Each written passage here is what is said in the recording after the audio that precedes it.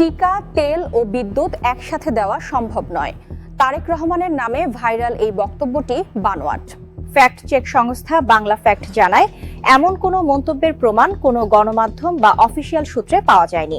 Viral ফটোকার্ডটি সম্পূর্ণ edited ও ভিত্তিহীন, অর্থাৎ এটি একটি পরিকল্পিত অপপ্রচার যার মাধ্যমে বিভ্রান্তি ছড়ানো হচ্ছে।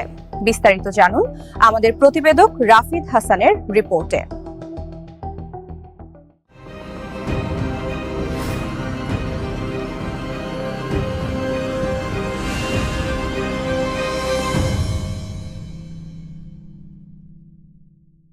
সম্প্রতি দেশের সাময়িক সংকটকে পুঁজি করে আওয়ামীপন্থী কিছু পেজ ও অ্যাকাউন্ট থেকে এক ভয়ঙ্কর মিস ইনফরমেশন বা অপপ্রচার চালানো হচ্ছে। টিকা, তেল আর বিদ্যুৎ একসাথে দেওয়া কোনো সরকারের পক্ষেই সম্ভব না। মাননীয় প্রধানমন্ত্রী তারেক রহমানের ছবিসহ এমন একটি হতাশাজনক মন্তব্য সোশ্যাল মিডিয়ায় দেখে নিশ্চয়ই আপনার চোখ কপালে উঠেছে। ভাবছেন দেশের প্রধানমন্ত্রী সত্যিই এমন কথা বললেন? একটু থামুন। আপনার এই বিভ্রান্তি আর ক্ষোভকে পুঁজি করেই সাইবার স্পেসে ছড়ানো হচ্ছে এক জঘন্য মিথ্যাচার। চলুন আসল সত্যটা জেনে নিই। ফ্যাক্ট চেকিং প্রতিষ্ঠান বাংলা ফ্যাক্টের গভীর অনুসন্ধানে বেরিয়ে এসেছে, প্রধানমন্ত্রী তারেক রহমান এমন কোনো কথাই বলেননি। দেশের কোনো মূলধারার গণমাধ্যম, সংবাদ সম্মেলন, এমনকি প্রধানমন্ত্রীর ভেরিফাইড ফেসবুক পেজ বা এক্স অ্যাকাউন্টে তন্ন তন্ন করে খুঁজেও এমন কোনো বক্তব্যের বিন্দুমাত্র অস্তিত্ব পাওয়া যায়নি।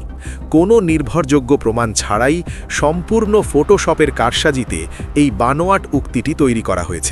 তাহলে এই ভুয়া ফটোকার্ডটি ছড়ালো কারা?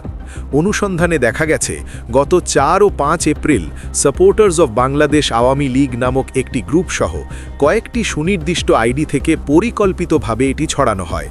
24-এর ঐতিহাসিক গণ অভ্যুত্থানে ক্ষমতাচ্যুত হওয়ার পর পরাজিত সেই শক্তি এখন সোশ্যাল মিডিয়াকে তাদের প্রধান হাতিয়ার বানিয়েছে।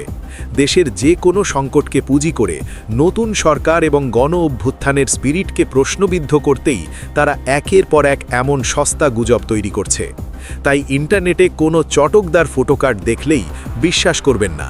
পরাজিত শক্তির এই কাট পেস্ট জালিয়াতির ফাঁদে পা দিয়ে নিজের অজান্তেই গুজবের অংশীদার হবেন না।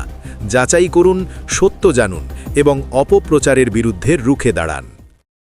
একটি ভুল তথ্য সমগ্র সমাজকে বিভ্রান্ত করতে পারে, তাই তথ্য যাচাই করুন, গুজব থেকে সতর্ক থাকুন।